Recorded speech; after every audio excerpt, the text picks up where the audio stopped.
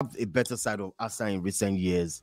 Are you confident going to this game? Considering the talking points for today, can you talk about the tactical lineup, the score Yeah. prediction, and which team needs this game most? Prof, go for it. Yeah, to be honest, I don't think Chelsea need any too much tactical lineup other than look for a good scorer. Just look for someone to put the ball at the back of the net because, like I said, the stats shows that defensively they are the third best team in the league. So it's a false position for them, Chelsea. A lot of people don't know that it's a really false position. They create chances, but nobody put the ball in the back of the net. So that there's really not much tactics. Potter couldn't do it. Lampard as well couldn't do it. They can't just score goals, and that's the huge problem.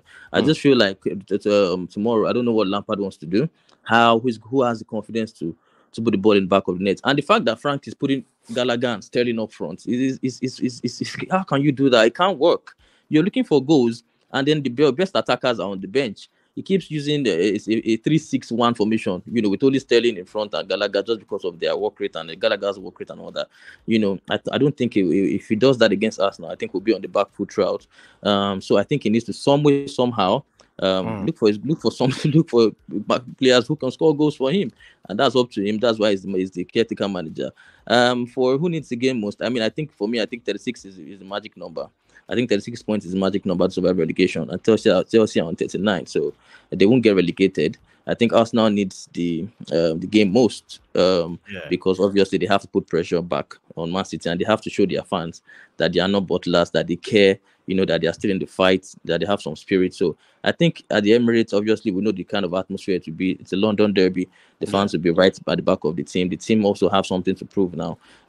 And then also to be fair, if Arsenal don't beat this Chelsea side, this is the worst Chelsea in history. If they can't beat this, then you know the questions of the bottle jobs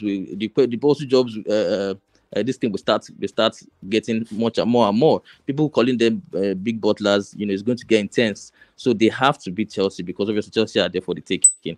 So I think they'll win the game. All right, Sheye, I'm coming back to you now as a Chelsea fan. Is there anything you want to add to it, Sheye? Well, I think Prof has spoken well. I think he more or less echoed my thoughts on Frank Lampard, who I think everyone knows that I don't particularly rate.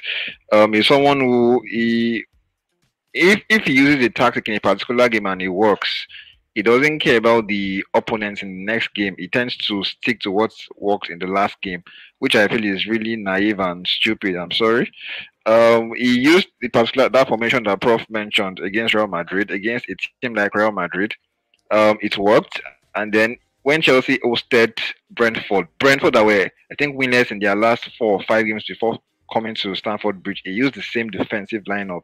Seeing that team last week, I was so disgusted, and I didn't bother to even check the game. So although I saw about 15 minutes before the Arsenal game started in the second half again. Well, in general, I don't think he should have been appointed. I know Prof would have a different opinion, but you don't sack Graham Potter if the choice is to bring in Lampard, who I just feel is extremely clueless. He should not be a coach. I've said this several times. He's not good, honestly.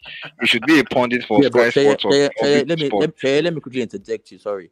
You know why when Lampard was going to be hired, I know Lampard is not a world-class manager. Make no mistake about it. For me, I wanted to be sure what the problem of this team was. And Lampard's appointment for me just shifted the spotlight to the players, because if Potter could not bring out the goals, I'm sorry, I don't care how bad Lampard is. I mean, we are talking about professional football players here who earn in their millions. Players who have scored good. Raheem Sterling has scored. Is the third highest goal scorer in the City's history or something like that. These are season goal scorers, Christian Pulisic. But how come they suddenly fail to score the goals? They can't do it under Potter. They couldn't do it under Lampard again. So I just feel like it just shifted the spotlight to the fact that Chelsea do not have good attackers at the moment in time, and we need to possibly spend some money in that direction. So that's what I felt like. Yeah, I understand what you're saying, Prof. But I just feel this year has been pretty weird in terms of the goal scoring numbers. But I also think the fact that there's been so many arrivals, so many signings, it has not helped, because you can't build any sort of coherence if you keep chopping and changing. If there are several players in the squad, which I feel Chelsea have had this season, so So it's hard to build connections and combinations when you have 30 plus players in your squad.